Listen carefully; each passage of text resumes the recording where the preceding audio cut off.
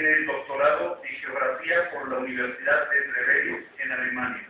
También es miembro del Sistema Nacional de Investigadores del Consejo Nacional de Ciencia y Tecnología, y sus intereses de investigación incluyen la geografía del turismo y la gobernanza ambiental. Sus publicaciones recientes son muchas.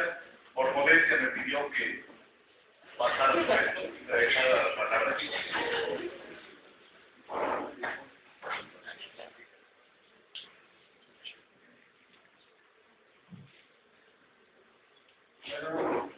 Buenas tardes ya. En esta ponencia vamos a hablar sobre algo menos conceptual, que es un poquito quizá más aplicado, lo cual está bien. Entonces, replicamos en la creación de paisajes ideales para la conservación ambiental.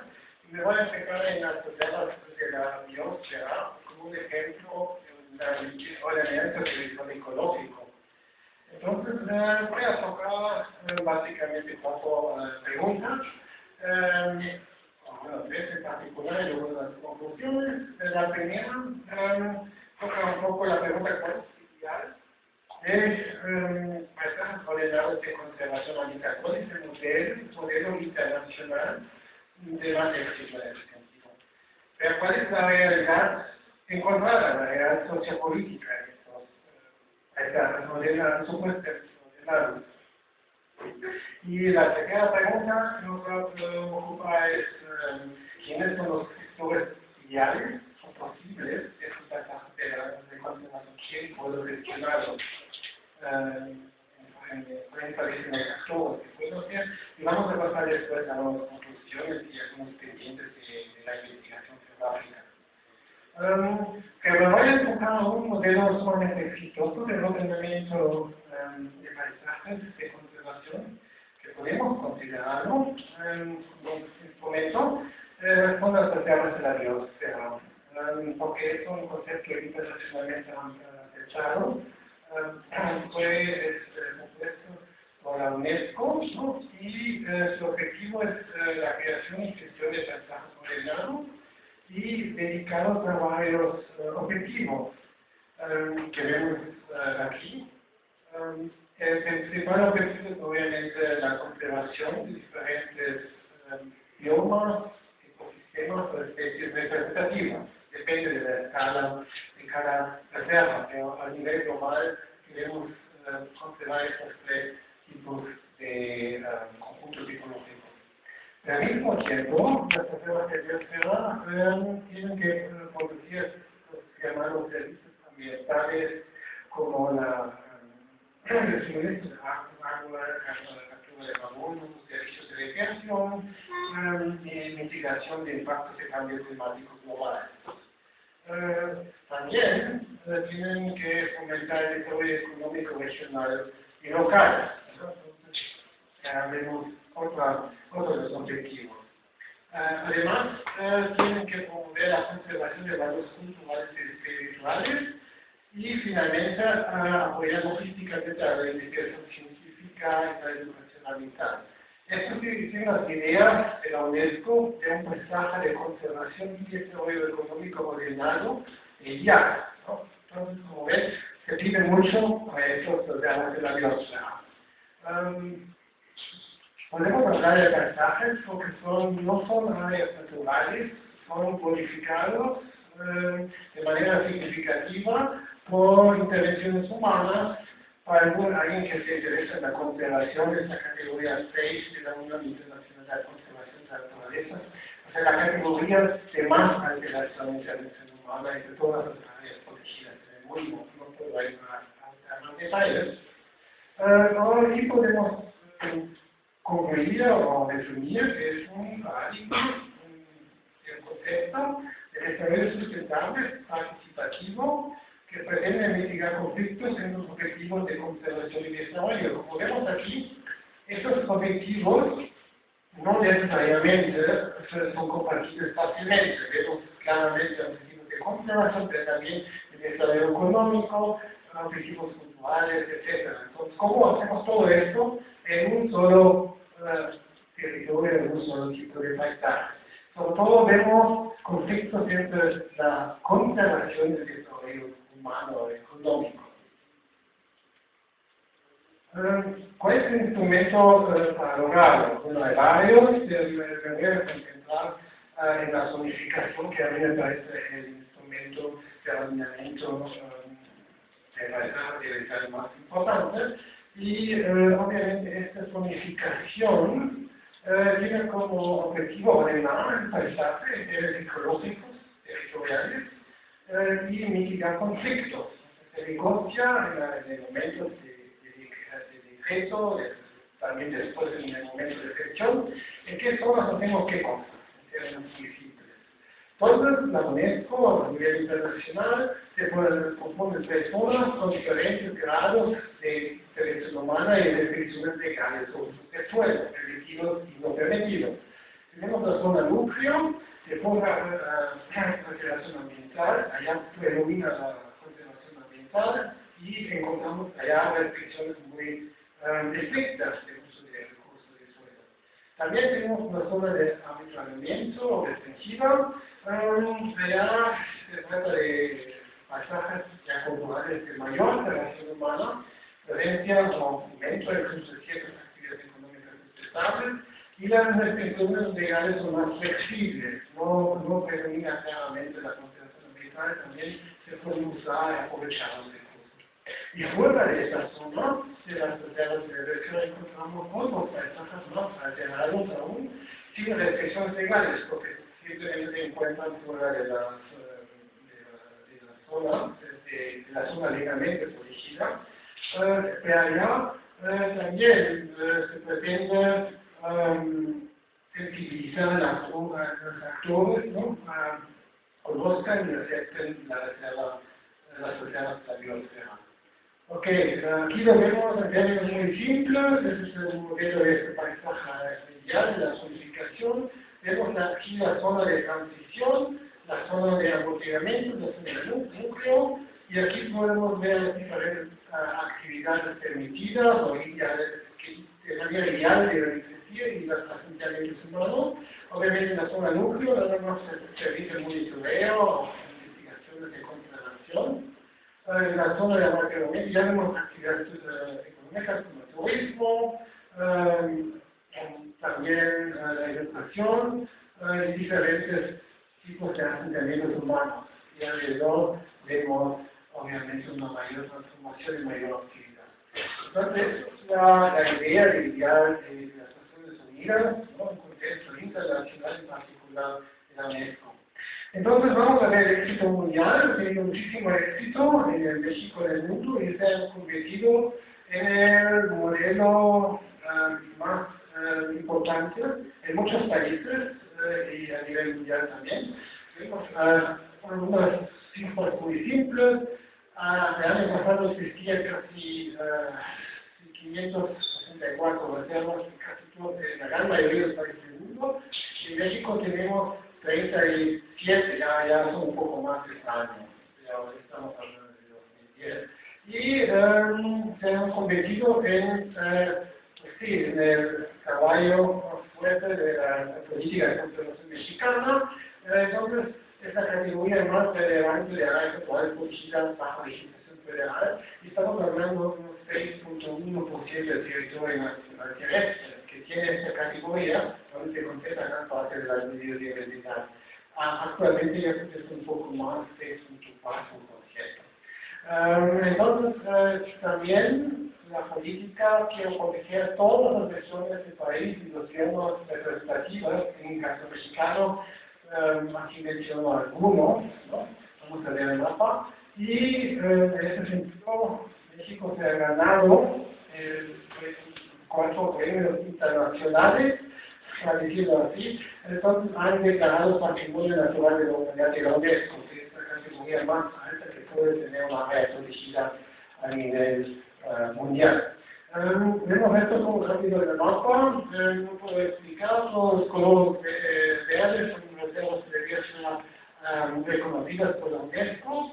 Vemos una distribución claramente dispersa en el territorio, Las zonas, áreas más grises son zonas urbanizadas, vemos clasificación muy grande en zonas no urbanizadas periféricas, pero también en el centro del país, de barrios, cerca de las grandes urbanizaciones en el norte y en el centro de México. Entonces allá vemos realmente algo muy avanzado y vemos claramente que esto es un pilar de la conservación ambiental de México en el mundo. Pero vamos a regresar a la realidad. Esto es ideal, ¿no? Esa fue la primera pregunta, parecería todo se ve muy bonito, perfecto, se ha implementado el concepto, que hay problemas. Entonces resultó difícil la gestión de las actividades bajo este esquema. Entonces, muchos estudios demuestran varios problemas. No puedo poner aquí las citas, porque sería demasiado diapositivo, pero es fácil poner ahí citas biográficas. Entonces, la zonificación ha sido una herramienta eficiente de ordenamiento territorial, con lo que no han creado realmente estos paisajes ideales. El uso del suelo, el desarrollo no corresponde a la zonificación, sino más bien es un resultado de disputas entre actores sociales con intereses contrapuestos y con diferentes capacidades de imponer esos intereses.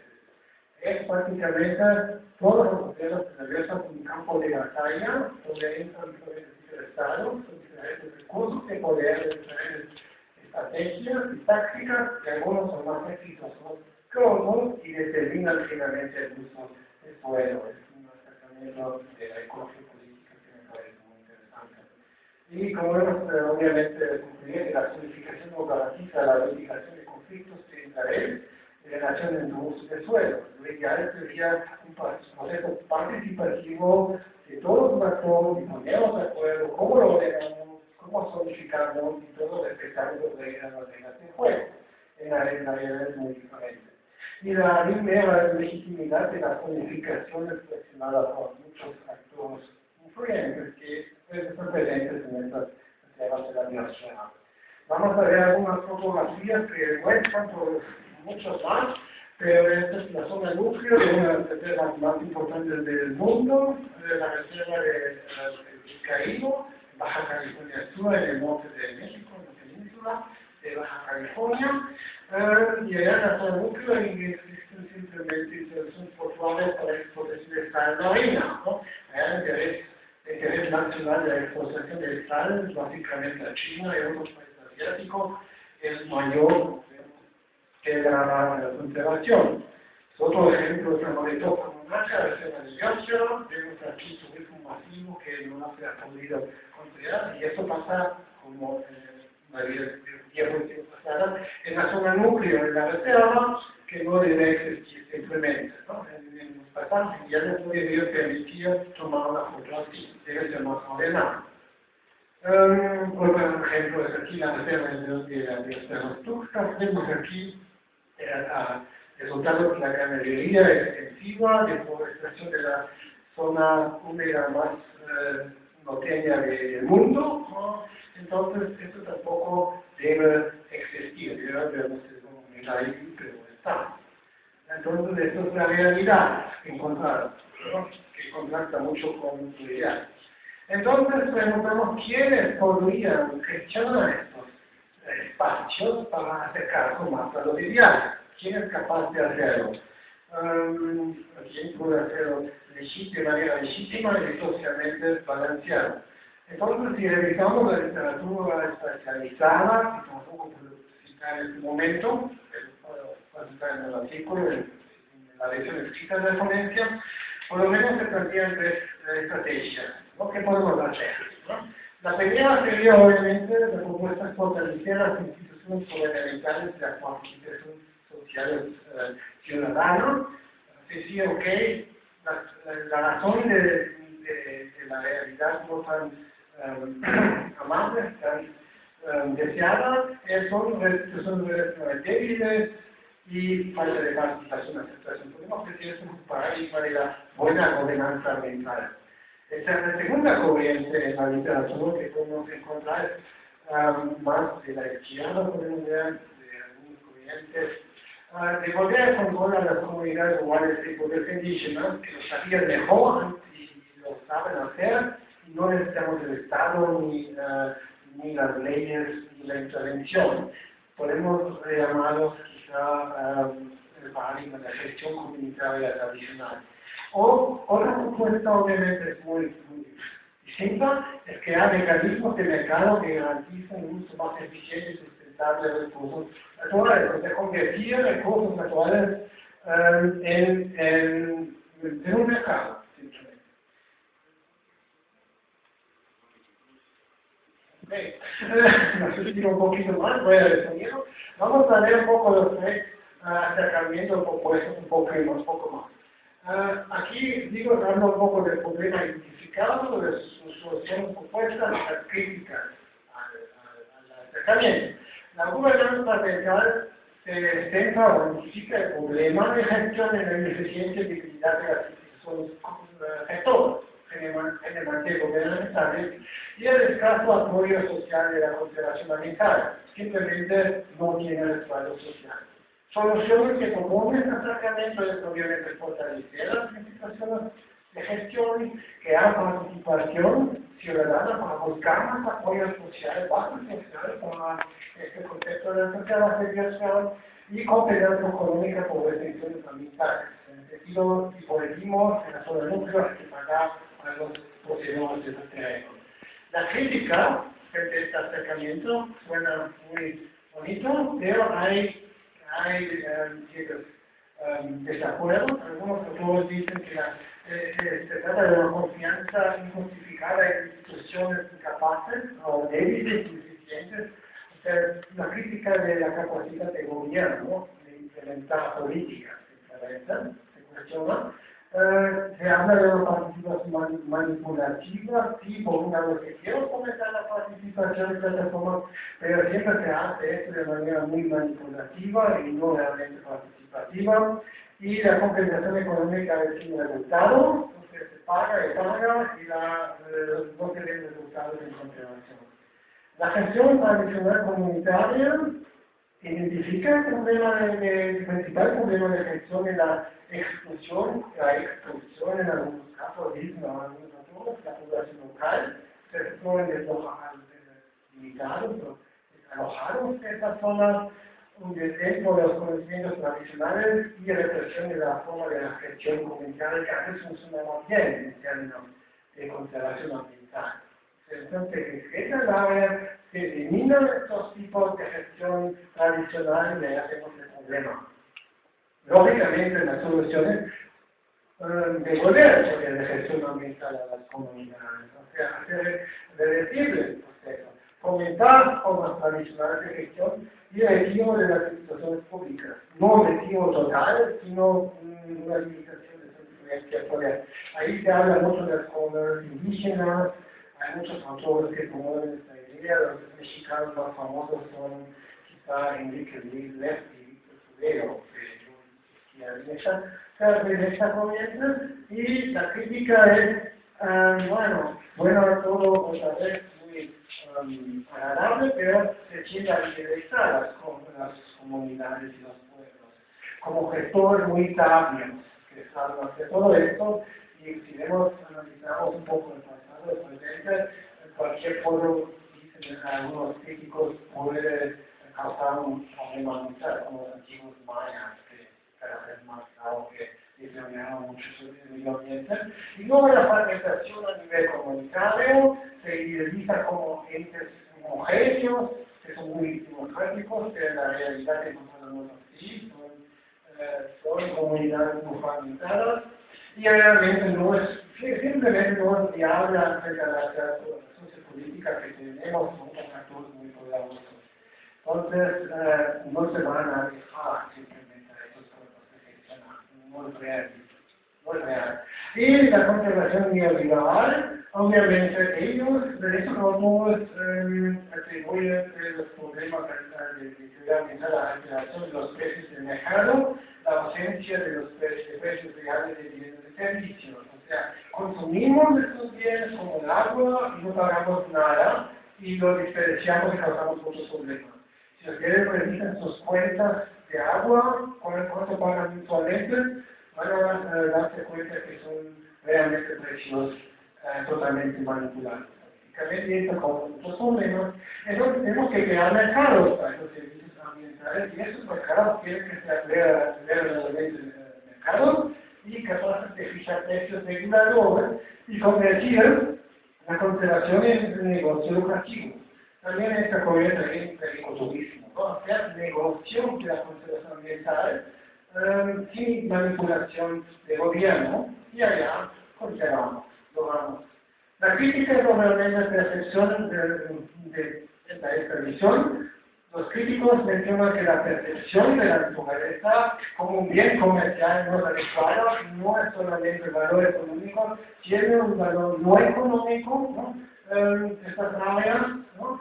Como espiritual, o algo no medible en el mercado, y se opone a la mercantilización de los recursos naturales, o sea, habla de una extensión espacial del capitalismo con consecuencias peligrosas y con consecuencias para las comunidades que pierden el control sobre sus recursos.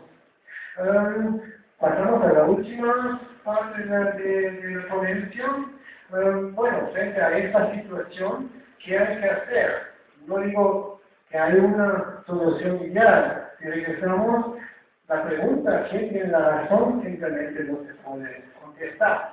Hay ciertas percepciones muy sesgadas en términos ideológicos, y allá, casi como la religión, ¿quién tiene la razón? Nadie se puede atrever a decir que sí, normalmente se busca las políticas reales mezclar los tres acercamientos un poco de todo, a ver si funciona, y a veces no funciona tan bien. Entonces, ¿qué deberíamos hacer como biógrafos o científicos sociales en este sentido? Desde mi punto de vista, cuatro cosas. La primera sería identificar, analizar a diferentes niveles espaciales cambios de suelo desde una perspectiva centrada en los actores sociales, que creo que es un punto muy importante, va más allá de la geografía física, va más allá de la percepción remota, que son instrumentos sumamente importantes y hay que aprovecharlos, pero si tenemos luego los procesos en las imágenes satelitales y mapas digitales, tenemos que preguntarnos cómo pasó este proceso, qué ha pasado en los últimos décadas, y hay que identificar los actores sociales que impulsaron, que modificaron el uso del suelo, y por qué, y con qué instrumentos. Entonces allá hay que mezclar un poco acercamientos de la geografía física, de la percepción remota, con una percepción más social.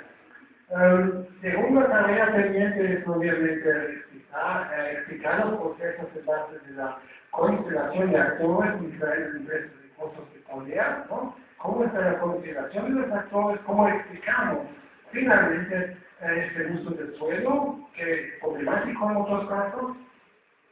¿Cuáles fueron sus intereses y cuáles fueron las razones de su imposición, de la imposición de sus intereses? Vimos las fotografías de la deforestación, de las administraciones portuarias, del turismo, ¿cómo se dio todo esto? La tercera tarea sería la evaluación de las estrategias e instrumentos de negociación de intereses y mitigación de conflictos. No se puede confiar en uno de las tres estrategias nada más. Hay muchos intereses encontrados en actores. ¿Cómo lo podemos negociar? ¿Cómo podemos crear metas de negociación de diferentes actores con diferentes intereses? ¿Cómo podemos llegar a un tipo de proceso mínimo que garantice la gestión más exitosa de las sistemas de biosfera, de conservación y desarrollo local y regional?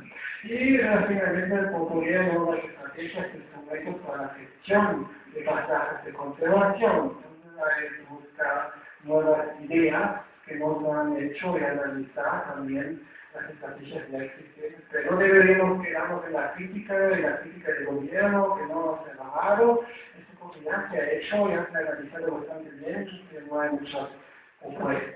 Entonces, nos respecto el tiempo y termino nada más con algunos agradecimientos que nos financiaron nuestros proyectos. Muchas gracias.